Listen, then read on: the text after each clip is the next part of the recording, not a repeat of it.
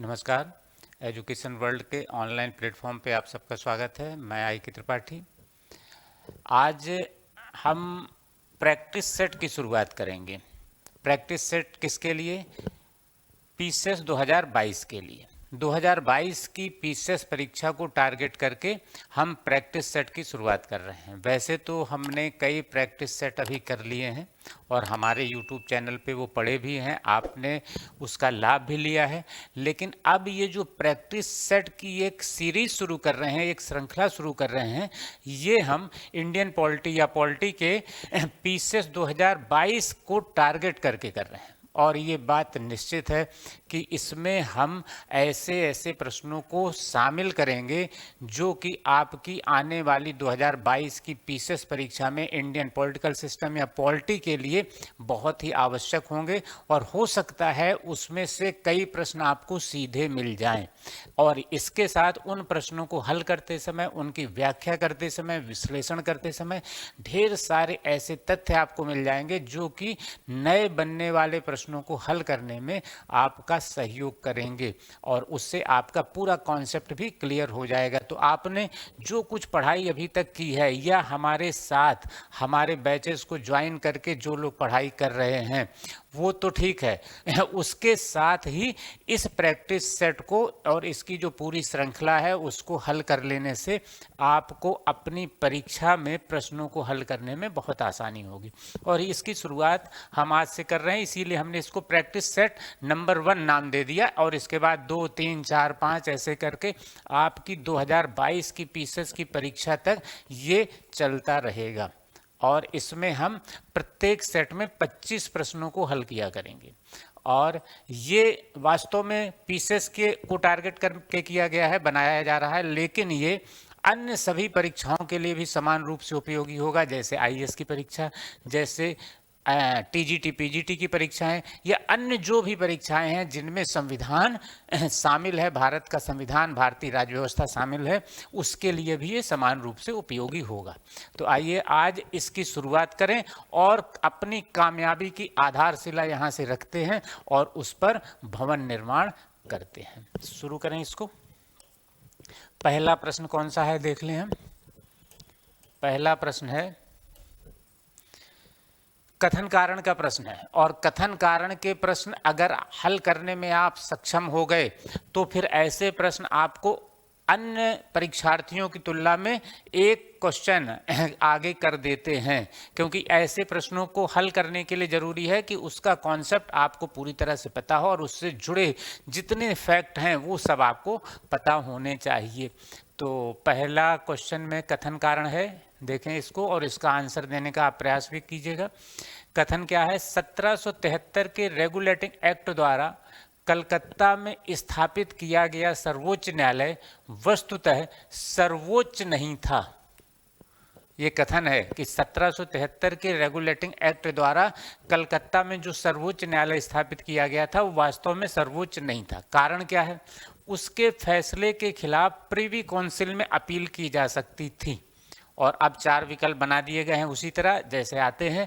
विकल्प ए है कथन और कारण दोनों सत्य हैं तथा कारण कथन की सही व्याख्या करता है।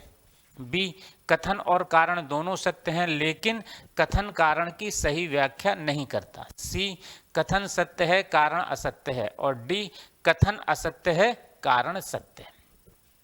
तो ऐसे प्रश्नों को हल करने के लिए क्या करना होता है हमें? सबसे पहले हम कथन और कारण दोनों को पढ़ते हैं। अगर दोनों में से एक सत्य है और दूसरा असत्य है तो ये 2 विकल्प हमारे पास रहते हैं, कब सी और डी के रूप में, या विकल्प क्या ये क्रम बदला जा सकता है, इसको ऊपर भी लिया जा सकता है कहीं भी। तो जो ये विकल्प हैं इस विकल्पों में से हम देख लेते हैं कौन सा कथन सत्य है कौन सा असत्य है, तो उस विकल्प का चुनाव करना आसान होता है। लेकिन अगर ये दोनों सत्य हैं तब फिर क्या होता है? तब ये देखना होता है कि इसकी व्याख्या हो रही है कि नहीं हो रही है। और व्याख्या हो रही है कि नहीं इसको कैसे जानेंगे? हम कथन पढ़ेंगे और फिर क्योंकि को लगाएंगे और फिर कारण पढ़ेंगे। अगर वह क्योंकि संतुष्ट हो रहा है अर्थात उसका सही कारण ये है तो फिर व्याख्या है, और उसका सही कारण नहीं है तो व्याख्या नहीं है। कभी कभी क्या होता है, ये उसका कारण होता है और कभी उसका परिणाम होता है, और कभी क्या स्थिति होती है, ना कारण होता है ना परिणाम होता है, बल्कि दोनों अलग अलग तथ्यों के रूप में सत्य होते हैं, लेकिन ये उसका सही कारण नहीं होता। तो अब इस प्रश्न को देखें हम। 1773 के रेगुलेटिंग एक्ट द्वारा कलकत्ता में सर्वोच्च न्यायालय कब स्थापित किया गया था? 1774 में किया गया था। ये एक फैक्ट है। इस एक्ट के द्वारा 1774 में कलकत्ता में सर्वोच्च न्यायालय बना दिया गया। और ये जो सर्वोच्च न्यायालय था, इसके जो डिसीजन होते थे, उन डिसीजन के खिलाफ प्रीवी काउंसिल में अपील की जा सकती थी। ये भी सही है, इसके फैसले के खिलाफ प्रीवी काउंसिल में अपील हो सकती थी, अर्थात ये दोनों सही हैं।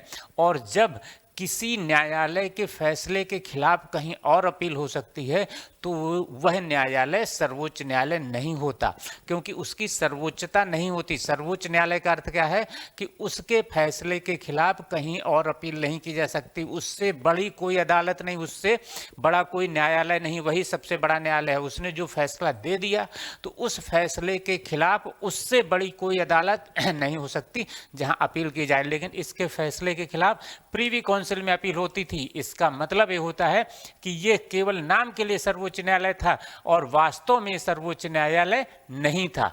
तो ये सर्वोच्च न्यायालय क्यों नहीं था, उसका सही कारण है ये, क्योंकि उसके फैसलों के खिलाफ प्रीवी काउंसिल में अपील की जा सकती थी। तो ये सही कारण है। इसका मतलब है कथन और कारण दोनों सत्य हैं और कारण कथन की सही व्याख्या कर रहा है। ये क्या है, सही व्याख्या कर रहा है। क्यों? क्योंकि इस कथन का सही कारण ये है जो दिया गया है। तो इस प्रश्न का सही उत्तर मिल गया। अब अगला प्रश्न देख लें हम। अगला प्रश्न क्या है? 1858 के भारत शासन अधिनियम के आलोक में निम्नलिखित कथनों पर विचार कीजिए। ये दूसरा प्रश्न, और पहला प्रश्न आप देख रहे हैं भारत के संवैधानिक विकास से जुड़ा हुआ है। और इस प्रश्न को भी देख लें, क्या है? 1858 के भारत शासन अधिनियम के आलोक में निम्नलिखित कथनों पर विचार करिए। चलिए विचार किया जाए। क्या है पहला कथन? क्या है? भारत का शासन ब्रिटिश क्राउन के अधीन हो गया। दूसरा, गवर्नर जनरल का पद नाम वायसराय हो गया। तीसरा, गवर्नर जनरल का पद नाम वायसराय सह गवर्नर जनरल हो गया। और फिर आपसे पूछा है उपर्युक्त में से कौन सा या कौन से कथन सत्य हैं। विकल्प है ए केवल एक, बी केवल दो, सी एक और दो, और डी एक और तीन।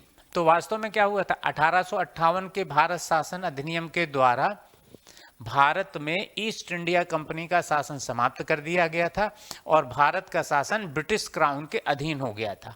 और क्राउन का अर्थ क्या होता है?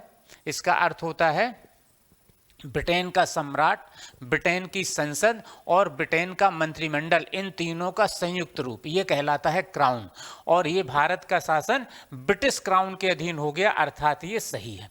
और जब भारत का शासन ब्रिटिश क्राउन के अधीन हो गया, तो फिर कोर्ट ऑफ डायरेक्टर्स और बोर्ड ऑफ कंट्रोल, इन दोनों की जरूरत नहीं रही, और इसलिए इनको भंग कर दिया गया। और भारत का जो शासन है उसकी जिम्मेदारी भारत सचिव या भारत मंत्री को दे दी गई। और भारत में जो गवर्नर जनरल होते थे, उन गवर्नर जनरल का पद नाम बदल दिया गया और ये नाम कर दिया गया वायसराय सह गवर्नर जनरल। वायसराय सह गवर्नर जनरल। जब वह ब्रिटेन के सम्राट के प्रतिनिधि के रूप में भारत में होते थे तो उन्हें वायसराय कहा जाता था। जब वो ब्रिटेन के सम्राट के प्रतिनिधि के रूप में भारत में रहते थे या कार्य करते थे तो उन्हें वायसराय कहा जाता था। और जब वे भारत के प्रशासन के मुखिया के रूप में कार्य करते थे तो उन्हें गवर्नर जनरल कहा जाता था। अर्थात एक ही व्यक्ति के दो पद नाम होते थे, वायसराय सह गवर्नर जनरल। ये किया गया था 1858 के भारत शासन अधिनियम के द्वारा। तो इसका मतलब है कथन 1 और 3 दोनों सही हैं। याद रखिएगा, उनका नाम केवल वायसराय नहीं हुआ था, वो बोलचाल में वायसराय कहा जाता था, पद नाम पूरा था वायसराय सह गवर्नर जनरल। तो इस प्रश्न का सही उत्तर क्या मिला? 1 और 3, अर्थात विकल्प डी। अब आइए अगले प्रश्न पर। अगला प्रश्न क्या है? यह भी संवैधानिक विकास से जुड़ा है। 1919 के भारत शासन अधिनियम के द्वारा निम्नलिखित में से कौन से प्रावधान किए गए? 1919 के भारत शासन अधिनियम के द्वारा निम्नलिखित में से कौन से प्रावधान किए गए? नंबर 1, केंद्रीय विधायिका द्विसदनी बनाई गई। नंबर 2, प्रत्यक्ष निर्वाचन प्रारंभ किया गया। नंबर 3, वयस्क मताधिकार प्रदान किया गया। आप जब तक इसको हम पढ़ रहे हैं आप अपने आंसर देते रहें कमेंट करके। अब क्या है, सही विकल्प का चयन करें, मतलब इनमें से कौन कौन से सही हैं, क्या क्या प्रावधान किए गए थे। विकल्प ए है केवल 1, बी केवल 1 और 2, सी 2 और 3, डी 1, 2 और 3। तो हम देख लें 1919 का जो भारत शासन अधिनियम था इसके द्वारा क्या क्या प्रावधान किया गया। सबसे पहले जो लिखा है केंद्रीय विधायिका द्विसदनी बनाई गई, ये सही है। केंद्रीय विधायिका द्विसदनी बनाई गई थी और ये जो द्विसदनी बनाई गई थी कैसे थी? केंद्रीय विधान परिषद, इसमें 145 सदस्य केंद्रीय विधान परिषद, और दूसरा राज्य परिषद, इसमें 60 सदस्य होने थे। ठीक, अब इसको और समझ लें तो इसमें जो भी आगे के तथ्य हैं वो हमें क्लियर हो जाएंगे। इन 145 सदस्यों में से 104 चुने हुए होने थे और 41 मनोनीत, और 160 में से इसमें 33 चुने हुए होने थे और 27 मनोनीत। और ये जो चुने हुए सदस्य होने थे इनके बारे में व्यवस्था की गई कि अब ये प्रत्यक्ष निर्वाचन से चुने जाएंगे। ये कैसे चुने जाएंगे? प्रत्यक्ष निर्वाचन से चुने जाएंगे, अर्थात प्रत्यक्ष निर्वाचन प्रारंभ कर दिया गया। दूसरा भी सही हो गया। लेकिन अब यहाँ पे बात की गई कि जो प्रत्यक्ष निर्वाचन दिया जाएगा ये सबको नहीं दिया जाएगा, ये केवल उन लोगों को दिया जाएगा जो लोग शिक्षित हैं या संपत्ति धारण करते हैं। अर्थात मताधिकार जो था, मताधिकार का आधार संपत्ति और शिक्षा को बना दिया गया। मत देने का अधिकार जो था वो संपत्ति और शिक्षा को बना दिया गया।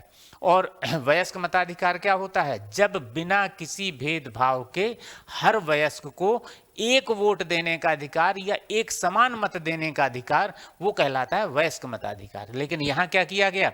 यहाँ मताधिकार को शिक्षा और संपत्ति से जोड़ दिया गया, अर्थात शिक्षा और संपत्ति के आधार पर भेदभाव किया गया। इसका मतलब है वयस्क मताधिकार प्रारंभ नहीं हुआ था।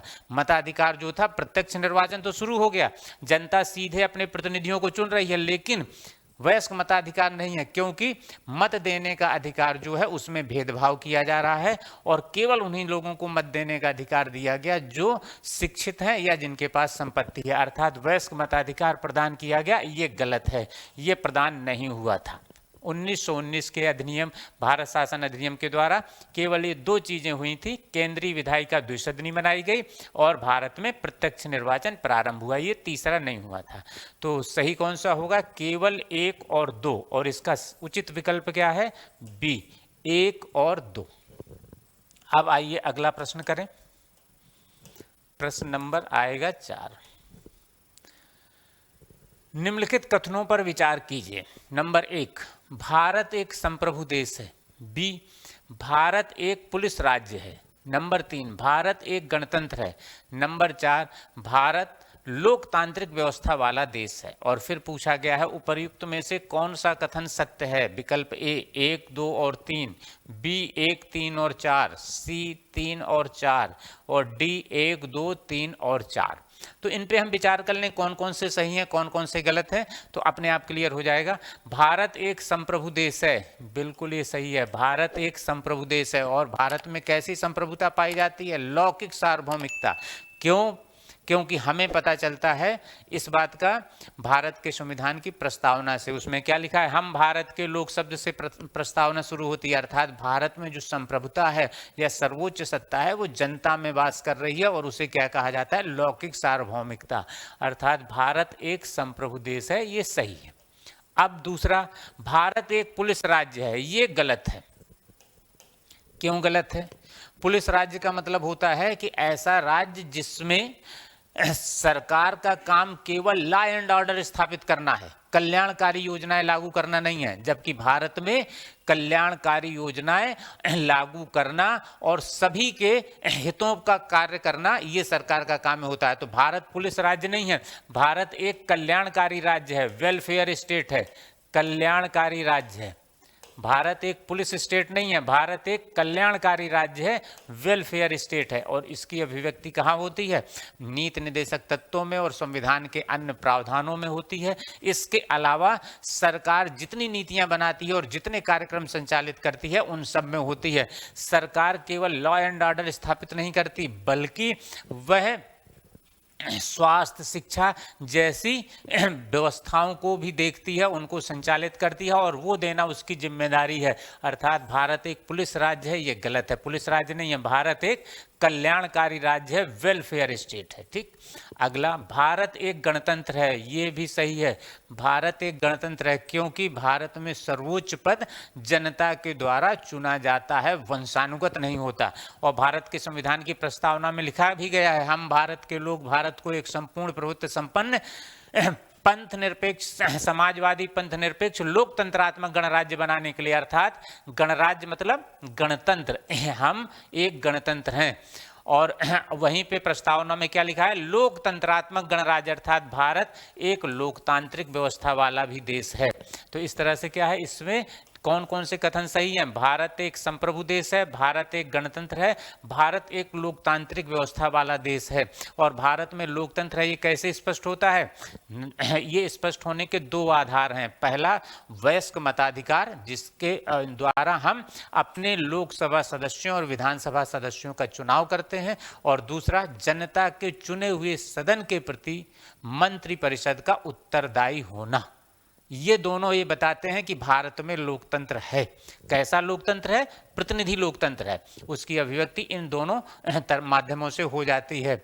अनुच्छेद 75(3) में उल्लेख है कि केंद्रीय मंत्रिपरिषद सामूहिक रूप से लोकसभा के प्रति उत्तरदायी होगी। और अनुच्छेद 164(2) में उल्लेखित है कि राज्यों की मंत्रिपरिषद वहां की विधानसभा के प्रति उत्तरदायी होगी, जो कि जनता के चुने हुए सदन है। तो इस तरह से भारत एक लोकतांत्रिक व्यवस्था वाला देश है, ये भी सही है। कौन कौन से सही है? 1, 2 और 4। और इसका सही विकल्प क्या है? इसका सही विकल्प बनेगा 1, 2 और 4। 1, 2 और 3। इसका सही विकल्प बनेगा 1, 2 और 4 एवं 4। भारत एक पुलिस राज्य है, ये गलत है। नहीं, तो इसका सही विकल्प ये कैसे बना? इसका सही विकल्प बना 1, 3 और 4। ये तो गलत हो जा रहा है, ये गलत हो रहा है। इसका सही विकल्प बन रहा है 1, 3 और 4। भारत एक पुलिस राज्य है, ये तो गलत हो जा रहा है, तो ये विकल्प नहीं। 1, 3 और 4, 1, 3 और 4, इसका मतलब है ये विकल्प बनेगा बी। अब आइए अगले प्रश्न पे। प्रश्न नंबर 5, ये प्रश्न देख लें। राष्ट्रपति किस वीटो का प्रयोग मंत्रिमंडल की सिफारिश पर करते हैं?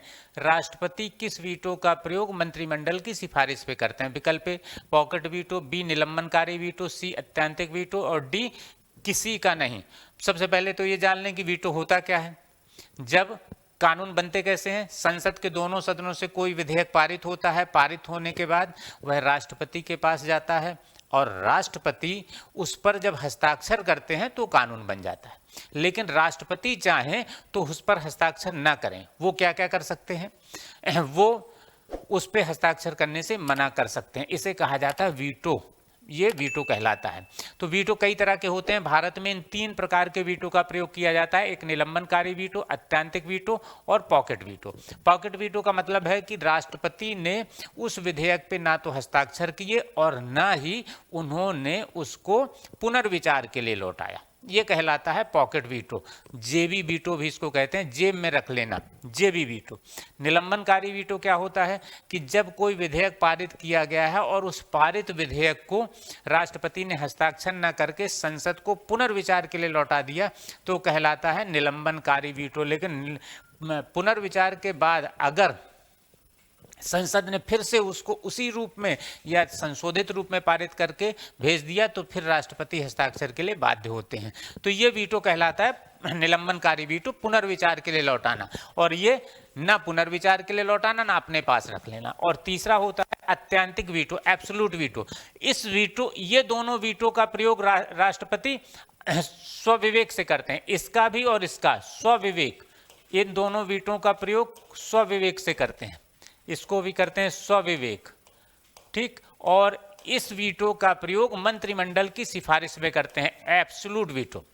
इसका प्रयोग मंत्रिमंडल की सिफारिश पे करते हैं। अगर मंत्रिमंडल ये सिफारिश कर दे कि यह विधेयक जो पारित हो चुका है इस पर आप साइन ना करें, तो राष्ट्रपति फिर उस विधेयक पर साइन नहीं करते हैं। इसे कहा जाता है आत्यांतिक वीटो या एब्सोल्यूट वीटो।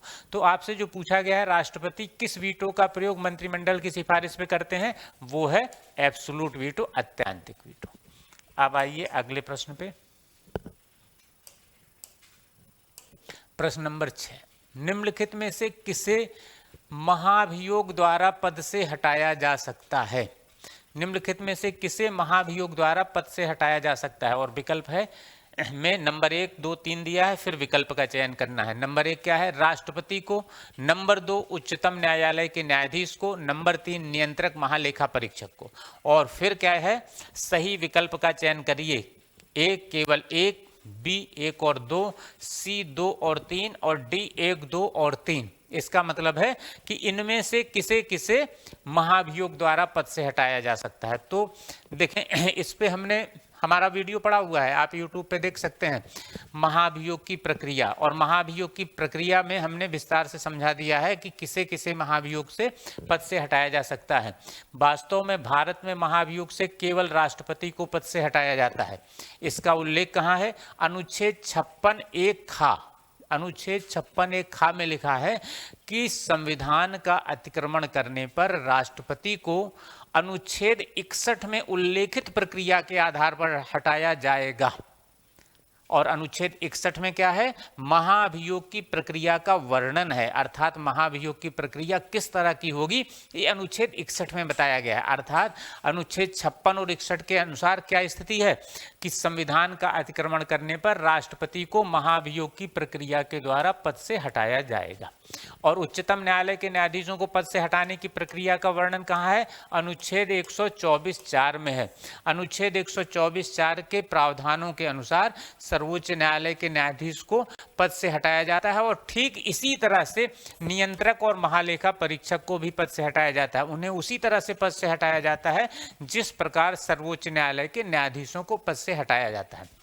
तो इस पे वीडियो पड़े हैं हमारे, महाभियोग की प्रक्रिया का पर भी वीडियो है, और सीएजी नियंत्रक और महालेखा परीक्षक पर भी वीडियो है, और उसमें हमने इनको विस्तार से बता दिया है। यहाँ पे आप केवल ये समझ लें कि सर्वोच्च न्यायालय के न्यायाधीश और नियंत्रक महालेखा परीक्षक को एक ही प्रकार से पद से हटाया जाता है। और वो प्रक्रिया क्या कहलाती है?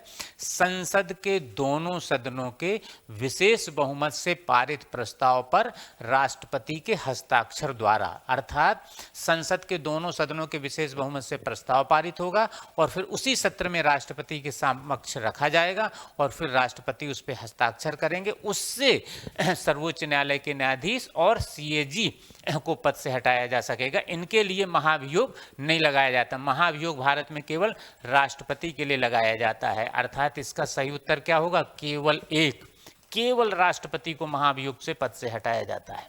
ठीक, अब अगला प्रश्न, किस अनुच्छेद में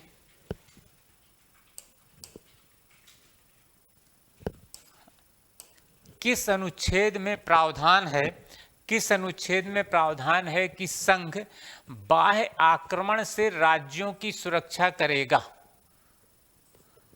विकल्प है ए अनुच्छेद 352, बी अनुच्छेद 355, सी अनुच्छेद 356 और डी उपर्युक्त में से कोई नहीं। ये बहुत ही अच्छा प्रश्न है।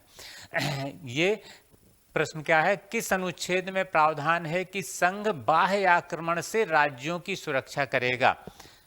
और अनुच्छेद है वह 355। अनुच्छेद 355 में यह प्रावधान है कि संघ बाह्य आक्रमण या आंतरिक अशांति से राज्यों की सुरक्षा करेगा। और अनुच्छेद 352 में क्या है? युद्ध, बाह्य आक्रमण या सशस्त्र विद्रोह की स्थिति में भारत संपूर्ण देश में या भारत के किसी राज्य क्षेत्र के किसी भाग में आपातकाल लागू किया जा सकता है। यहाँ पर यह व्यवस्था है कि युद्ध, बाह्य आक्रमण या सशस्त्र विद्रोह की स्थिति में भारत के राज्य क्षेत्र में किसी भाग में या पूरे राज्य क्षेत्र में आपातकाल लागू किया जा सकता है। और यहाँ क्या है कि बाह्य आक्रमण से या आंतरिक अशांति से राज्यों की रक्षा संघ करेगा या केंद्र करेगा।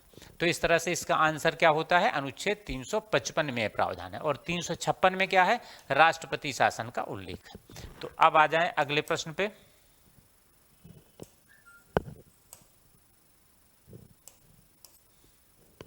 प्रश्न नंबर 8, भारतीय संविधान को कितने भागों में विभाजित किया गया है?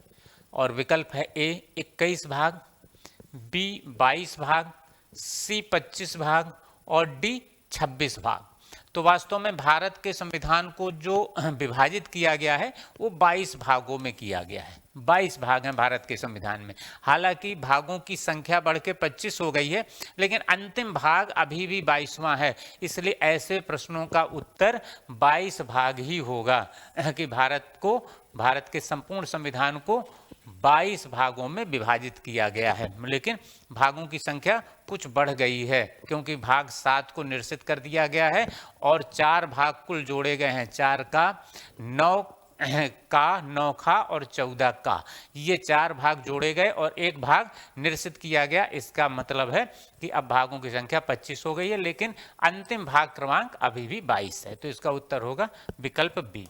अब अगला प्रश्न देख लें। 1956 में राज्यों का पुनर्गठन करने के समय 1956 में राज्यों का पुनर्गठन करने के समय भारत के संविधान का कौन सा भाग निरसित किया गया था? और विकल्प ए है भाग 7, भाग 9, सी उपर्युक्त दोनों और डी दोनों में से कोई नहीं। तो वास्तव में 1956 में राज्यों का जो पुनर्गठन किया गया था वो फजल अली आयोग की सिफारिश पे किया गया था या राज्य पुनर्गठन आयोग की सिफारिश पे किया गया था। और इस पुनर्गठन के पहले भारत के सभी राज्य कितने वर्गों में विभाजित थे? Group A, group B, group C और ग्रुप डी में विभाजित थे। ग्रुप ए के जो राज्य थे इनका उल्लेख भाग 6 में था, ग्रुप बी के राज्य थे इनका उल्लेख 7 में था, ग्रुप सी के जो राज्य थे इनका उल्लेख 8 में था और ग्रुप डी में जो था अंडमान निकोबार द्वीप समूह, इसका उल्लेख भाग 9 में था। और फजल अली आयोग ने क्या कहा? उन्होंने कहा कि ये ABCD वर्गों में विभाजन समाप्त कर देना चाहिए और इनकी जगह कुल 16 राज्य और 3 केंद्र शासित प्रदेश बनाए जाने चाहिए। लेकिन फजल अली आयोग की सिफारिशों को माना गया, मगर पूरी तरह से ठीक वैसे नहीं किया गया, बल्कि क्या किया गया? 14 राज्य और 6 केंद्र शासित प्रदेश बनाए गए। और जो 14 राज्य और 6 केंद्र शासित प्रदेश बनाए गए और इनका विभाजन समाप्त किया गया। अब क्या किया गया? भाग 6 में राज्यों को रखा गया, भाग 6 में राज्यों को रखा गया और भाग 7 में, भाग 8 में केंद्र शासित प्रदेशों को रखा गया। केंद्र शासित प्रदेश या संघ शासित प्रदेश। तो ये विभाजन ABCD वर्गों में समाप्त हुआ और भाग 6 में राज्यों को रखा गया और भाग 8 में केंद्र शासित प्रदेशों को रखा गया। तो अब क्या स्थिति हुई? भाग 7 और भाग 9 की कोई जरूरत नहीं बची। तो भाग 7 और भाग 9 दोनों को निरसित कर दिया गया। बाद में पंचायतों को भाग 9 में स्थान दे दिया गया तो वो फिर से शामिल हो गया, फिर से अस्तित्व में आ गया, लेकिन भाग 7 अभी भी निरसित है। लेकिन आपसे प्रश्न क्या पूछा गया है? 1956 में राज्यों का पुनर्गठन करने के समय भारत के संविधान का कौन सा भाग निरसित हुआ था? तो 7 भी हुआ था, 9 भी हुआ था। इसका मतलब है उपर्युक्त दोनों निरसित हुए थे। उस समय दोनों निरसित हो गए थे, बाद में 9 को पुनः स्थापित कर दिया गया, फिर से स्थापित कर दिया गया। 7 अभी भी नहीं हुआ है। तो उस समय कौन कौन किए गए थे? वो ये दोनों थे, अर्थात उपर्युक्त दोनों। इस पे आप थोड़ा विस्तार से समझने के लिए हमारे वीडियो को देख लें। राज्य पुनर्गठन पे हमारा वीडियो यूट्यूब पे पड़ा हुआ है, हमारे चैनल को आप देख लें, उस पे वो सारी चीज़ें पड़ी हुई हैं। और आपको इसी तरह के अन्य बहुत से टॉपिक पे जो वीडियो हमारे पड़े हैं उसको अगर आप देखना चाहते हैं तो हमारे YouTube चैनल को आप सब्सक्राइब कर लें, तो जो भी नोटिफिकेशन होगी आपको सबसे पहले पहुंच जाएगी और आप हमारी क्लासेस का लाभ ले सकेंगे। और हमारे ऐप को भी डाउनलोड कर लें तो उससे आपको बहुत से क्लासेस आपको मिल जाएंगी और हमारे जो कोर्सेज चलाए जा रहे हैं उन कोर्सेज की जानकारी भी आपको मिल जाएगी और आप अपने मनपसंद कोर्स को ज्वाइन करके अपनी परीक्षाओं की तैयारी अच्छे से कर सकेंगे। तो आइए अगले प्रश्न को देख लें हम। अगला प्रश्न कौन सा है?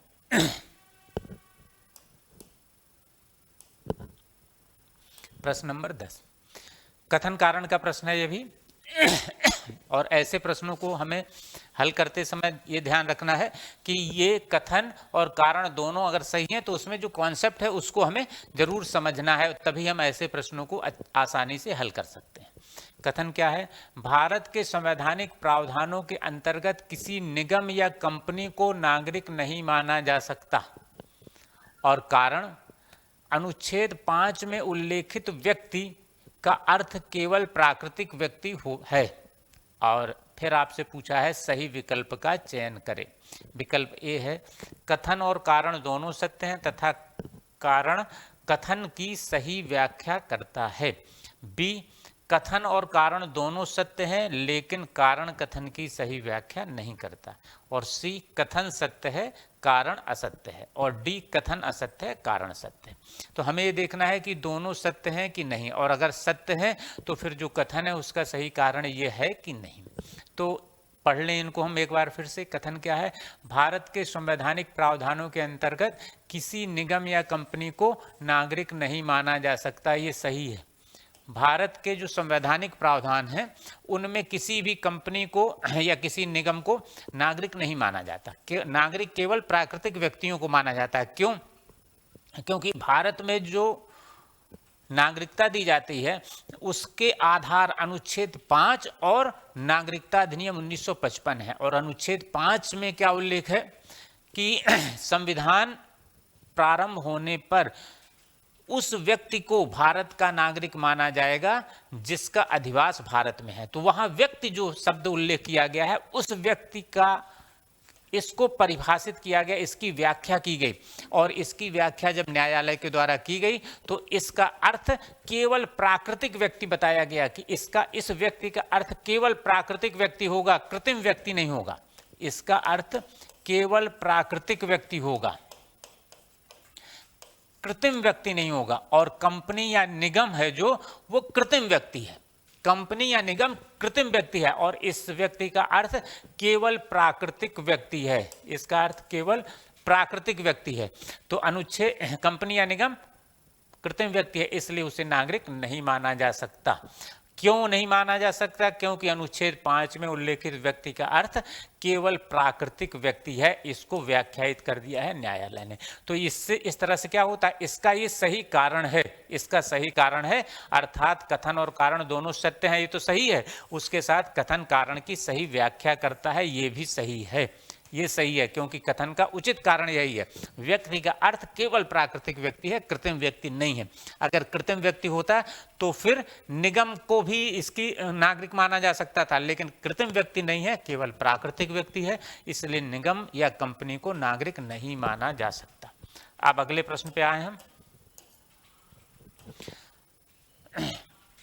भारत में अधित्याजन का सिद्धांत लागू होता है। भारत में अधित्याजन का सिद्धांत लागू होता है। और विकल्प ए है मूल अधिकारों के संदर्भ में, बी नागरिकता के संदर्भ में, सी उपर्युक्त दोनों के संदर्भ में, डी दोनों में से किसी के संदर्भ में नहीं। अधित्याजन के सिद्धांत का मतलब क्या होता है कि जिस अधिकार को हम त्याग सकते हैं वो कहलाता है अधित्याजन, त्याग कर सकते हैं। और अधित्याजन का सिद्धांत का मतलब क्या है कि इनमें से किस प्रकार के अधिकार को त्यागने की अनुमति है। तो वास्तव में क्या है, मूल अधिकारों के संदर्भ में यह सिद्धांत लागू नहीं होता, यहां लागू नहीं होता। क्यों लागू नहीं होता? क्योंकि मूल अधिकार किसी एक व्यक्ति के हित को ध्यान में रख के नहीं दिए गए हैं, बल्कि संपूर्ण समाज के हित को ध्यान में रख के दिए गए हैं। उसमें एक व्यक्ति के हितों पर प्रतिकूल प्रभाव पड़ने से उसका प्रभाव संपूर्ण समाज पे पड़ सकता है, इसलिए वो व्यक्तियों और संपूर्ण समाज के हितों में तालमेल करने वाले होते हैं। मूल अधिकार वास्तव में क्या है? संपूर्ण समाज और व्यक्तियों के हितों में तालमेल करने वाले हैं। वो व्यक्तियों को ना देकर संपूर्ण समाज के हितों को ध्यान में रखकर फिर व्यक्तियों को दिए गए। अर्थात मूल अधिकार जो व्यक्तियों को प्रदान किए गए हैं वो केवल एक व्यक्ति या कुछ व्यक्तियों के हितों को ध्यान में रख के नहीं दिए गए, बल्कि संपूर्ण समाज के हित को ध्यान में रख के दिए गए। इसीलिए किसी भी व्यक्ति को भारत में अपने मूल अधिकारों को त्यागने की अनुमति नहीं है। वो अपने मूल अधिकारों को त्याग नहीं सकता। अर्थात अधित्याजन का सिद्धांत मूल अधिकारों के संदर्भ में लागू नहीं होता। अब दूसरा क्या है? नागरिकता के संदर्भ में, हाँ, नागरिकता के संदर्भ में अधित्याजन का सिद्धांत लागू होता है। कोई भी व्यक्ति अपने नागरिक अधिकारों को त्याग सकता है, अपनी नागरिकता का त्याग कर सकता है। अब जब वह नागरिकता का त्याग करता है तो उसकी नागरिकता समाप्त हो जाती है। अर्थात अधित्याजन का सिद्धांत जो है नागरिकता के संदर्भ में लागू होता है। आपसे पूछा गया है अधित्याजन का सिद्धांत किस संदर्भ में लागू होता है? विकल्प बी, नागरिकता के संदर्भ में। यहाँ लागू नहीं होता, मूल अधिकारों के संदर्भ में लागू नहीं होता। तो ये प्रश्न का उत्तर मिल गया आपको, विकल्प बी। अब अगला question number 12। Doctor B R Ambedkar ने किसे भारतीय संविधान की अनोखी विशेषता कहा था? डॉक्टर बी आर अम्बेडकर ने भारत के संविधान की अनोखी विशेषता किसे कहा है, ये पूछा गया है आपसे। और विकल्प यह है समता के अधिकार को, बी संवैधानिक उपचार के अधिकार को, सी प्रस्तावना को, और डी नीति निर्देशक सिद्धांतों को। वास्तव में उन्होंने भारत के नीति निर्देशक सिद्धांतों को भारत के संविधान की अनोखी विशेषता कहा था। इसे कहा था उन्होंने भारत के संविधान की अनोखी विशेषता। संवैधानिक उपचारों को क्या कहा था उन्होंने? Heart and soul of Indian constitution, Bharat के संविधान का हृदय और आत्मा। और उन्होंने कहा कि यदि कोई मुझसे पूछे कि भारत के उस संविधान का वह कौन सा अनुच्छेद है जिसके बिना संविधान मृत प्राय हो जाएगा, तो मैं केवल अनुच्छेद 32 की ओर इशारा करूंगा, अर्थात संवैधानिक उपचारों के अनुच्छेद की ओर इशारा करूंगा। तो वे कहते थे ये तो भारत के संविधान का हृदय और आत्मा है। इन्होंने ये क्या कहा था? इसको भारत के संविधान का हृदय और आत्मा कहा था डॉक्टर अंबेडकर ने। लेकिन नीति निर्देशक तत्वों को उन्होंने क्या कहा था? भारत के संविधान की अनोखी विशेषता कहा था। तो इस प्रश्न का सही उत्तर विकल्प डी। अब अगले प्रश्न पे आ जाएं। अगला प्रश्न है 13वां प्रश्न। निम्नलिखित कथनों पर विचार करिए। चलिए भाई विचार किया जाए इस पे। नंबर 1, प्रस्तावना की प्रेरणा अमेरिका के संविधान से ली गई है। नंबर 2, प्रस्तावना में सामाजिक, आर्थिक और राजनीतिक न्याय का उल्लेख किया गया है। नंबर 3, प्रस्तावना में लौकिक संप्रभुता की अभिव्यक्ति है। और आपसे पूछा है उपर्युक्त में से कौन सा कथन सत्य है? विकल्प ए 1 और 2, विकल्प 1 और 3, विकल्प सी 2 और 3, और डी 1, ये होगा 1, 2 और 3। 3 2 बार लग गया, 1, 3 और 3, 1, 2 और 3 ऐसा विकल्प बन सकता है। 1, 3 और 3 का तो कोई मतलब ही नहीं निकलता। तो देखें प्रस्तावना पे हमारा वीडियो पड़ा है यूट्यूब पे, उसमें हमने विस्तार से इसको समझाया है, आप वहाँ भी देख सकते हैं इसे। यहाँ पे हम इसको समझ लेते हैं। भारत में प्रस्तावना की प्रेरणा यूएसए से ली गई, ये सही है। यूएसए के संविधान में ही पहली बार प्रस्तावना लाई गई थी और वास्तव में यूएसए का संविधान ही विश्व का पहला लिखित संविधान है और उसमें प्रस्तावना को शामिल किया गया और वहीं से अधिकांश देशों ने इसकी प्रेरणा ली और हमने भी वहीं से इसकी प्रेरणा ली। और इसमें क्या किया गया? प्रस्तावना में सामाजिक, आर्थिक और राजनीतिक न्याय का उल्लेख किया गया है। ये तीनों प्रकार के न्याय देने का उल्लेख किया गया है, अर्थात विकल्प 2 भी सही है। और प्रस्तावना में लौकिक संप्रभुता की अभिव्यक्ति है, है, ये भी सही है, क्योंकि प्रस्तावना कहाँ से शुरू होती है? हम भारत के लोग भारत को एक संपूर्ण प्रभुत्व संपन्न समाजवादी पंथ निरपेक्ष लोकतंत्रात्मक गणराज्य बनाने के लिए तथा उसके समस्त नागरिकों को सामाजिक आर्थिक और राजनीतिक न्याय, और आगे बहुत सी चीजें लिखी गई हैं। तो यहाँ पे प्रस्तावना कहाँ से शुरू हो रही है? हम भारत के लोग शब्द से शुरू हो रही है, और हम भारत के लोग शब्द से शुरू हो रही है, इसका मतलब है कि सर्वोच्च सत्ता जो है वो जनता में निहित है, अर्थात संप्रभुता जनता में निहित है। और जनता में निहित है मतलब क्या है? लौकिक संप्रभुता है या लौकिक सार्वभौमिकता है। तो प्रस्तावना से लौकिक संप्रभुता की अभिव्यक्ति होती है, अर्थात विकल्प 1, 2 और 3 सही है, और इसका सही विकल्प हो जाएगा डी। यहाँ पे ये 3 मिस्टेक से छप गया 2 बार, इसको आप 2 कर लें। इसमें 1, 2 और 3 तीनों सही हैं। 1, 2 और 3 तीनों सही हैं, 3 सही है।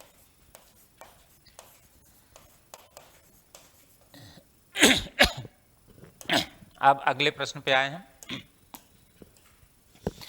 प्रश्न नंबर 14, उच्चतम न्यायालय के न्यायाधीश को पद से हटाने की प्रक्रिया दी गई है। अभी हम आपको जब महाभियोग से संबंधित प्रश्न करा रहे थे तब हमने इसके बारे में बता भी दिया था, और अब यही आगे प्रश्न के रूप में है। देखें क्या है? उच्चतम न्यायालय के न्यायाधीश को पद से हटाने की प्रक्रिया दी गई है, और विकल्प ए है 124(1) में, विकल्प बी है 124(4) में, विकल्प सी है 61 में, और डी है इनमें से किसी में नहीं। तो किस में दी गई है? अनुच्छेद 124(4) में दी गई है, कि अनुच्छेद 124(4) में प्रावधान है कि सर्वोच्च न्यायालय के न्यायाधीश को किस तरह से पद से हटाया जाएगा। अब आइए अगले प्रश्न पे।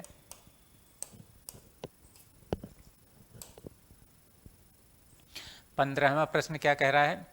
किसी राज्य की सीमा में परिवर्तन किया जा सकता है, और विकल्प ए है अनुच्छेद 368 में दी गई प्रक्रिया के अनुसार, विकल्प बी है अनुच्छेद 1 में दी गई प्रक्रिया के अनुसार, सी है अनुच्छेद 2 में दी गई प्रक्रिया के अनुसार, और डी है अनुच्छेद 3 में दी गई प्रक्रिया के अनुसार।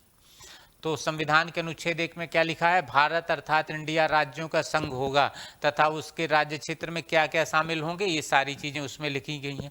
अनुच्छेद 2 में क्या लिखा गया है?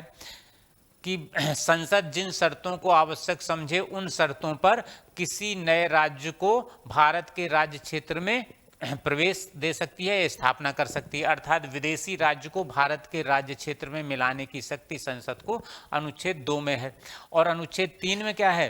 संसद 2 या 2 से अधिक राज्यों को मिला के नया राज्य बना सकती है, किसी राज्य के किसी भाग को दूसरे राज्य में मिला के नया राज्य बना सकती है, अर्थात संसद किसी राज्य की सीमा में वृद्धि कर सकती है और कमी कर सकती है, या उसके राज्य की सीमा में परिवर्तन कर सकती है। ये कहाँ लिखा है? ये लिखा है अनुच्छेद 3 में। अनुच्छेद 3 में दिया गया है कि ये संसद राज्यों की सीमाओं में परिवर्तन कर सकती है, उसमें उसको घटा सकती है, उसको बढ़ा सकती है, उसे परिवर्तित कर सकती है। और अनुच्छेद 4 में भी स्पष्ट कर दिया गया है कि इस प्रकार से नए राज्यों का जो गठन होगा, अर्थात नए राज्य बनाए जाएंगे, उनकी सीमा में परिवर्तन होगा, इसे संविधान संशोधन नहीं माना जाएगा। ये अनुच्छेद 4 में स्पष्ट कर दिया गया है। इसे अनुच्छेद 368 के अंतर्गत संविधान संशोधन नहीं माना जाएगा, ये स्पष्ट किया गया यहाँ पे। अर्थात राज्यों की सीमा में परिवर्तन करने का अधिकार संसद को कहाँ है? अनुच्छेद 3 में। अनुच्छेद 3 में की जो प्रक्रिया है उसके अनुसार है। अब आगे क्वेश्चन नंबर 16। क्वेश्चन नंबर 16 क्या है? कथन कारण है। फिर से कथन कारण का है, इसको भी देख लें। और ऐसे प्रश्न हम अपने प्रैक्टिस सेट में काफ़ी रखेंगे, जिससे कि आपको ऐसे प्रश्न करने का अभ्यास हो जाए और आप ऐसे प्रश्नों को फिर आसानी से कर सकें।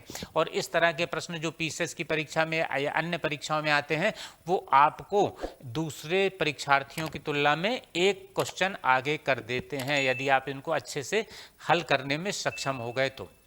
कथन: संसद में अस्पृश्यता अपराध अधिनियम पारित किया गया, कारण संविधान के अनुच्छेद 35, संविधान का अनुच्छेद 35 संसद को यह शक्ति प्रदान करता है। और फिर है सही विकल्प का चयन करिए, और विकल्प उसी तरह से हैं। विकल्प ए है कथन और कारण दोनों सत्य हैं और कारण कथन की सही व्याख्या है।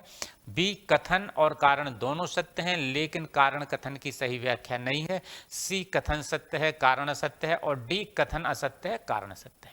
तो पढ़ लें इन दोनों को, सत्य है कि नहीं। पहला है कथन सत्य है। अस्पृश्यता अपराध अधिनियम संसद में पारित किया गया, बिल्कुल सही है। 1955 में अस्पृश्यता अपराध अधिनियम पारित किया गया था और इसमें संशोधन किया गया समय समय पे। 1976 में इसको थोड़ा कठोर बनाया गया, नाम बदला गया और उसे किया गया नागरिक अधिकार संरक्षण कानून। और 1989 में इसको फिर से इसका नाम बदला गया और इसे थोड़ा सा और कठोर किया गया, उसका नाम किया गया अनुसूचित जाति जनजाति उत्पीड़न अधिनियम। तो 1955 में संसद में अस्पृश्यता अपराध अधिनियम पारित किया गया था। और क्यों किया गया था? क्योंकि भारत के संविधान के अनुच्छेद 35 में संसद को ये शक्ति प्राप्त है कि मूल अधिकारों के भाग में जिन कार्यों को अपराध घोषित किया गया है उनके लिए वह कानून बना सकती है, विधि बना सकती है। ये शक्ति संसद को अनुच्छेद 35 में प्राप्त है। इसीलिए इसी कारण से संसद ने अस्पृश्यता अपराध अधिनियम 1955 पारित किया था। इसी कारण किया था क्योंकि संसद को ये शक्ति अनुच्छेद 35 में प्राप्त है। तो इसका मतलब क्या हुआ? दोनों सही हैं और इसका ये सही कारण है, ये सही कारण है। अर्थात यह व्याख्या है, कथन और कारण दोनों सत्य हैं और कारण कथन की सही व्याख्या कर रहा है क्योंकि कथन का असली उचित कारण यही है। ठीक, अब अगले प्रश्न पे आए। अगला प्रश्न देख लें क्या है। स्वतंत्रता के अधिकार के अंतर्गत निम्नलिखित में से कौन शामिल है? स्वतंत्रता के अधिकार, स्वतंत्रता का अधिकार कहाँ दिया गया है? अनुच्छेद 19 में दिया गया है। अनुच्छेद 19 में स्वतंत्रता का अधिकार दिया गया है। वास्तव में 19, 20, 21, 22 स्वतंत्र का अधिकार, तो अनुच्छेद 19 में स्वतंत्रता का अधिकार दिया है। और आपसे पूछा है इसमें कौन कौन शामिल हैं? विकल्प ए, वाक एवं अभिव्यक्ति की स्वतंत्रता। बी, राजनीतिक दल बनाने की स्वतंत्रता। सी, उपर्युक्त दोनों। और डी, दोनों में से कोई नहीं। वास्तव में अनुच्छेद 19(1) का में वाक एवं अभिव्यक्ति की स्वतंत्रता है और अनुच्छेद 19(1) में संगम और संघ बनाने की स्वतंत्रता है। इसमें क्या है? संगम और संघ बनाने की स्वतंत्रता है। और किसी प्रकार का संघ बनाने की स्वतंत्रता कहाँ है? अनुच्छेद 19(1) में। और राजनीतिक दल क्या है? राजनीतिक दल एक प्रकार का संघ है। तो राजनीतिक दल बनाने की स्वतंत्रता कहाँ प्राप्त हो गई? 19(1) में प्राप्त हो गई। राजनीतिक दल वास्तव में एक संघ ही है और वह बनाने की स्वतंत्रता कहाँ प्राप्त है? 19(1) में। तो इसका मतलब है स्वतंत्रता के अधिकार के अंतर्गत वाक एवं अभिव्यक्ति की स्वतंत्रता तो है ही है 19(1) में, और 19(1) में राजनीतिक दल बनाने की भी स्वतंत्रता है। इसका मतलब होगा उपर्युक्त दोनों सही हैं। इसका मतलब क्या होगा कि उपर्युक्त दोनों सही हैं क्योंकि ये भी सही है 19(1) के अनुसार और एक है 19(1) के अनुसार। तो इसमें उपर्युक्त दोनों सही हैं। अब अगला क्वेश्चन करें हम, क्वेश्चन नंबर 18। और ये क्या है? निम्नलिखित कथनों पे विचार करिए। नंबर 1, नंबर 2, दो कथन है, विचार किया जाए। नंबर 1, भारत का संविधान अल्पसंख्यकों को मान्यता देता है। नंबर 2, भारत के संविधान में अल्पसंख्यक की परिभाषा दी गई है। और फिर पूछा गया है उपर्युक्त में से कौन सा कथन सत्य है? केवल 1, केवल 2, 1 और 2, और डी, ना 1 ना ही 2। वास्तव में भारत का संविधान अल्पसंख्यक को मान्यता देता है। अनुच्छेद 29 और 30 के प्रावधानों के अनुसार अल्पसंख्यकों को मान्यता मिल रही है और अनुच्छेद 30 में वह बिल्कुल स्पष्ट रूप से है। क्या है? धार्मिक या भाषाई अल्पसंख्यकों को अपनी मनपसंद शिक्षण संस्थाएं बनाने और उनके प्रशासन का अधिकार होगा। ये कहाँ है? अनुच्छेद 30 में, अर्थात अल्पसंख्यकों को मान्यता दे रहा है। ये सही है। लेकिन याद रखिएगा भारत के संविधान में अल्पसंख्यकों को कहीं भी परिभाषित नहीं किया गया, इनकी परिभाषा नहीं दी गई। और यहाँ क्या पूछा गया? परिभाषा दी गई है, अर्थात ये गलत है। भारत के संविधान में अल्पसंख्यकों की परिभाषा नहीं दी गई है, केवल उनको मान्यता दी गई है। तो भारत के संविधान में अल्पसंख्यकों को मान्यता दी गई, ये सही है, और अल्पसंख्यक की परिभाषा दी गई है, ये गलत है। अर्थात इसका उत्तर होगा केवल 1 सही है, केवल 1 सही है। अब अगले प्रश्न पे आए हम। क्वेश्चन नंबर 19, सर्वोच्च न्यायालय ने निम्नलिखित में से किस वाद में कहा कि संसद मूल अधिकारों को कम नहीं कर सकती? संसद मूल अधिकारों को कम नहीं कर सकती। विकल्प ए गोपालन के वाद में, बी गोलकनाथ के वाद में, सी केशवानंद भारती के वाद में और डी इनमें से किसी में नहीं। वास्तव में गोपालन के वाद में सर्वोच्च न्यायालय ने क्या कहा था कि अनुच्छेद 13 के अंतर्गत संसद मूल अधिकारों को कम नहीं कर सकती। अर्थात अनुच्छेद 13 जो है वो क्या प्रावधान करता है कि साधारण विधि के द्वारा संसद मूल अधिकारों को कम नहीं कर सकती, लेकिन अनुच्छेद 368 के प्रावधानों के अंतर्गत संविधान संशोधन करके संसद मूल अधिकारों को कम कर सकती है। ये कहाँ कहा? गोपालन के वाद में क्या कहा? अनुच्छेद 368 के अंतर्गत संविधान संशोधन करके मूल अधिकारों को कम कर सकती है, ये गोपालन के बाद में कहा। गोलकनाथ के बाद में कहा कि ना, 368 के संविधान संशोधन करके भी मूल अधिकारों को कम नहीं किया जा सकता। यहाँ पे क्या कहा गया कि 368 में भी नहीं किया जा सकता, 368 में भी नहीं किया जा सकता। ये स्पष्ट कर दिया सर्वोच्च न्यायालय ने कि संसद को मूल अधिकारों को कम करने की शक्ति संविधान में प्राप्त ही नहीं है। गोलकनाथ के बाद में सर्वोच्च न्यायालय ने कहा कि ये शक्ति है ही नहीं, वो 368 के अनुसार संविधान संशोधन करके भी ऐसा नहीं कर सकती। और उसके बाद में फिर क्या हुआ? 1971 में 24वां संविधान संशोधन हुआ और उस संविधान संशोधन को मान्यता दे दी केशवानंद भारती के वाद में सर्वोच्च न्यायालय ने। और क्या कहा कि संसद को संविधान संशोधन करने की व्यापक शक्ति प्राप्त है, लेकिन असीमित नहीं है।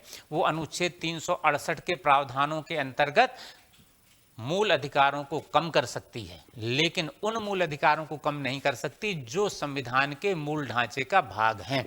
अर्थात क्या बात कही उन्होंने कि 368 के अंतर्गत मूल अधिकारों को संशोधित कर सकती है, 368 के अंतर्गत संशोधित कर सकती है, अंतर्गत संशोधित कर सकती है या कम कर सकती है। ठीक, तो इसका मतलब क्या हुआ? गोपालन के बाद में भी उन्होंने मान लिया कि 368 के अंतर्गत कम किया जा सकता है। केशवानंद भारती के बाद में भी सर्वोच्च न्यायालय ने मान लिया कि 368 के अंतर्गत मूल अधिकारों को कम किया जा सकता है, लेकिन गोलकनाथ के बाद में कहा कि नहीं, 368 के अंतर्गत भी संशोधन करके मूल अधिकारों को कम नहीं किया जा सकता। और आपसे प्रश्न यही पूछा गया है कि किस वाद में सर्वोच्च न्यायालय ने कहा था कि संसद मूल अधिकारों को कम नहीं कर सकती, और वो वाद कौन सा था? गोलकनाथ का वाद 1967 में आया था। गोलकनाथ बनाम पंजाब राज्य का वाद। तो इसका सही उत्तर है विकल्प बी। आप अगला प्रश्न देखें। यह समान कार्य के लिए समान वेतन, समान कार्य के लिए समान वेतन। और इसके बारे में आगे क्या लिखा है? ये है आर्थिक अधिकार के लिए विधिक मांग है, बी आर्थिक अधिकार के लिए राजनीतिक मांग है, सी विधिक अधिकार के लिए आर्थिक मांग है और डी राजनीतिक अधिकार के लिए आर्थिक मांग है। वास्तव में समान कार्य के लिए समान वेतन जो है वो क्या है? वो आर्थिक अधिकार है, आर्थिक अधिकार है कि समान कार्य के लिए समान वेतन होना चाहिए। और ये जो मांग है वो राजनीतिक मांग है, अर्थात आर्थिक अधिकार है और इस आर्थिक अधिकार के लिए इसकी जो मांग की जाती है वो एक राजनीतिक मांग है, अर्थात इसका विकल्प होगा बी सही। अब इसके बाद में आ जाएं अगले प्रश्न पे। अगला प्रश्न है 21वां प्रश्न। भारतीय संविधान में मूल कर्तव्यों को प्राप्त है, क्या प्राप्त है ये देखना है आपको। इसमें से विकल्प ए कानूनी अनुशक्ति, बी नैतिक अनुशक्ति, सी उपर्युक्त दोनों और डी दोनों में से कोई नहीं। कानूनी अनुशक्ति का मतलब क्या होता है कि अगर कोई मूल कर्तव्यों का पालन नहीं कर रहा है तो उसके लिए दंड का प्रावधान किया जाए, और ये किया नहीं गया, अर्थात कानूनी अनुशक्ति प्राप्त नहीं है। और नैतिक अनुशक्ति क्या है कि लोगों के कर्तव्य निर्धारित कर दिए गए कि ये उन्हें करना चाहिए, तो वास्तव में ये उनकी अपनी इच्छा है। अगर उनकी नैतिकता इस बात के लिए कहती है, प्रेरित करती है, अंदर से उनको आवाज उठती है कि ये जो कर्तव्य लिखे गए हैं हमारे संविधान में इनका हमें पालन करना चाहिए, तो वो अवश्य ऐसा करेंगे, उसके लिए दंड का प्रावधान नहीं किया गया। अर्थात ये नैतिक अनुशक्ति मानी जा सकती है, नैतिक अनुशक्ति है ये, क्योंकि लोग अपनी इच्छा से इन मूल कर्तव्यों का पालन करेंगे, किसी दंड के कारण नहीं करेंगे। तो ये इसका सही उत्तर होगा नैतिक अनुशक्ति। अब अगला देख लें हम 22वां प्रश्न। संसदात्मक शासन व्यवस्था में, और आप फिर 4 विकल्प दिए हैं कि क्या किस पे नियंत्रण किसका होता है। संसदात्मक शासन व्यवस्था में विकल्प ए है न्यायपालिका का कार्यपालिका पर नियंत्रण होता है, बी कार्यपालिका का न्यायपालिका पर नियंत्रण होता है, सी कार्यपालिका का विधायिका पर नियंत्रण होता है और डी विधायिका का कार्यपालिका पर नियंत्रण होता है। वास्तव में भारत में संसदीय शासन प्रणाली है, तो ये प्रश्न जो है इससे तो हम लोग भली भांति वाकिफ हैं, ये बहुत ही आसान बनता है हमारे लिए। संसदात्मक शासन व्यवस्था कैसी होती है कि जनता अपने प्रतिनिधियों को चुनती है और वे प्रतिनिधि जो होते हैं वे कानून बनाते हैं, एक कार्य होता है उनका कानून बनाना। दूसरा, जो मंत्री परिषद है उसको नियंत्रित करना, उसका उत्तरदायित्व सुनिश्चित करना। किसके प्रति सुनिश्चित करना? विधायिका के प्रति सुनिश्चित करना। और विधायिका इस प्रकार कार्यपालिका पर या मंत्री परिषद पर नियंत्रण रख लेती है। कैसे? प्रश्नों को पूछकर नियंत्रण रखती है, निंदा प्रस्ताव लाके नियंत्रण रखती है या अविश्वास प्रस्ताव लाके नियंत्रण रखती है। अर्थात संसद कार्यपालिका पर नियंत्रण रखती है या विधायिका कार्यपालिका पर नियंत्रण रखती है। तो वास्तव में संसदीय शासन प्रणाली का मतलब होता है कि जो मंत्री परिषद है वो विधायिका के प्रति उत्तरदायी रहे और विधायिका उस पर नियंत्रण रखे। अर्थात विधायिका कार्यपालिका पर नियंत्रण रखती है, विधायिका का कार्यपालिका पर नियंत्रण होता है संसदात्मक शासन व्यवस्था में। और अध्यक्षात्मक शासन व्यवस्था में विधायिका का कार्यपालिका पर कोई नियंत्रण नहीं होता, दोनों बिल्कुल अलग अलग होते हैं। आप अगले प्रश्न पे आ जाइए। अगला प्रश्न, प्रश्न नंबर 23। कथन केंद्र राज्य संबंधों पे पुनर्विचार की मांग में वृद्धि हो रही है और कारण राज्यों के पास विकास कार्यों के लिए पर्याप्त संसाधन नहीं है। और फिर इसके चारों विकल्प वही हैं, कथन और कारण दोनों सत्य हैं तथा कारण कथन का सही स्पष्टीकरण है। बी कथन और कारण दोनों सत्य हैं लेकिन कारण कथन का सही स्पष्टीकरण नहीं है। सी कथन सत्य है कारण असत्य है और डी कथन असत्य है कारण सत्य है। तो पहले देख लें दोनों को। ये बिल्कुल सही है, केंद्र राज्य संबंधों में पुनर्विचार की मांग हो रही है। और वास्तव में भारत एक संघात्मक शासन व्यवस्था वाला देश है और भारत का जो संघवाद है वो कैसा है? सहकारी संघवाद है, अर्थात सहयोग, राज्यों के मध्य सहयोग और केंद्र और राज्यों के मध्य सहयोग की भावना वाला संघवाद है।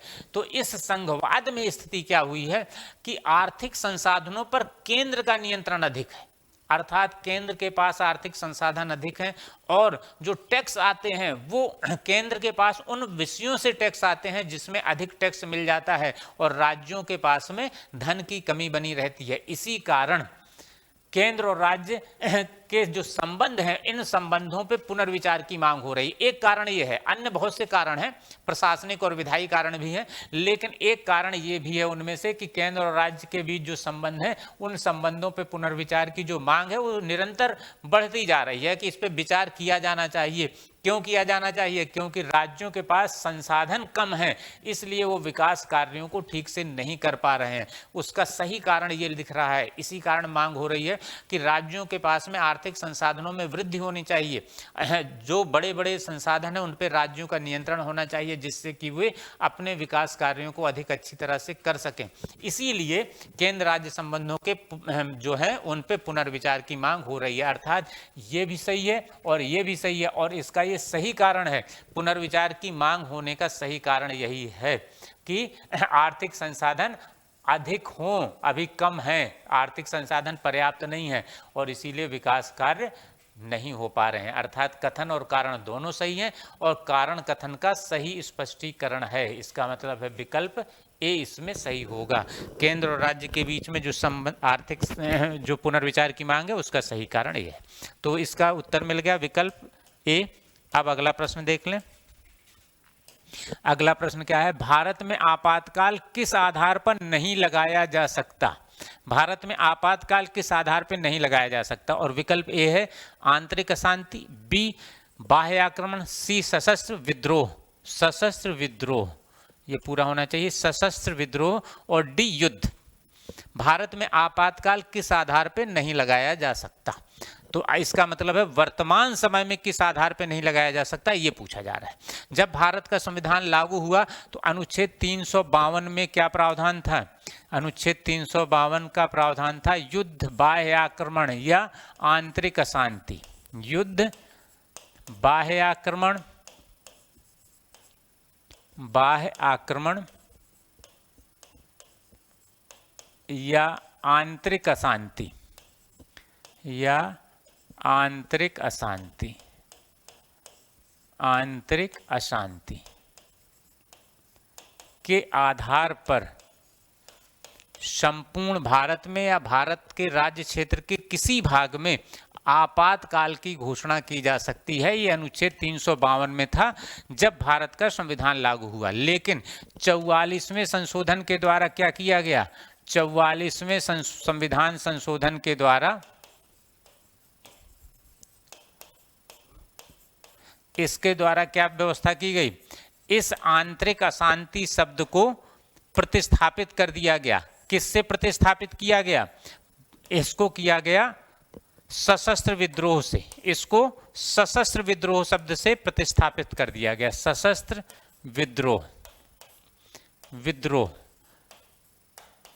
इस शब्द से प्रतिस्थापित कर दिया गया। अर्थात अब आंतरिक अशांति के आधार पर भारत में आपातकाल लागू नहीं किया जा सकता। अब किस आधार पे लागू किया जाएगा? युद्ध पे, बाह्य आक्रमण पे या सशस्त्र विद्रोह पे। और आपसे प्रश्न यही पूछा गया है, निम्नलिखित में से किस आधार पर आपातकाल नहीं लगाया जा सकता? वर्तमान समय में किस आधार पे नहीं लगाया जा सकता? आंतरिक अशांति पे नहीं लगाया जा सकता। इन तीनों आधारों पे लगाया जा सकता है वर्तमान समय में।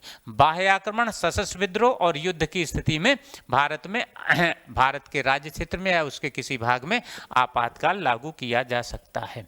अब अगला प्रश्न देख लें, और ये क्वेश्चन नंबर है 25, अर्थात आज का अंतिम प्रश्न। प्रश्न क्या है?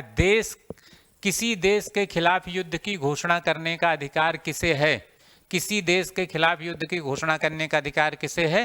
विकल्प ए राष्ट्रपति को, बी प्रधानमंत्री को, सी सर्वोच्च न्यायालय को, डी जनता को। वास्तव में किसी भी दूसरे देश के खिलाफ युद्ध या शांति की घोषणा या युद्ध विराम की घोषणा करने का अधिकार भारत के राष्ट्रपति को है। ये घोषणा करने का अधिकार राष्ट्रपति को है। तो इस तरह से हमने ये 25 प्रश्न किए, और ये 25 प्रश्न जो हमारे हैं ये हमने पीसीएस 2022 को टारगेट करके बनाए हैं, और इसी तरह के प्रश्नों की ये पहली श्रृंखला है। पहली श्रृंखला है, अर्थात ये प्रैक्टिस सेट फर्स्ट है। प्रैक्टिस सेट फर्स्ट है, और इसी तरह अगला प्रैक्टिस सेट 2, 3, 4 इस तरह से हम करते चलेंगे, और ये सब के सब पीसीएस 2022 को टारगेट करके हम करेंगे। इसका आपको बहुत अधिक लाभ होगा। ये क्लास आपको कैसी लगी, इससे आपको क्या लाभ मिला, ये कमेंट जरूर करिएगा, कमेंट करके अवश्य लिखिएगा। और अगर ये क्लास आपको अच्छी लगी तो इस वीडियो को आप अधिक से अधिक लोगों को शेयर कीजिएगा। Thank you.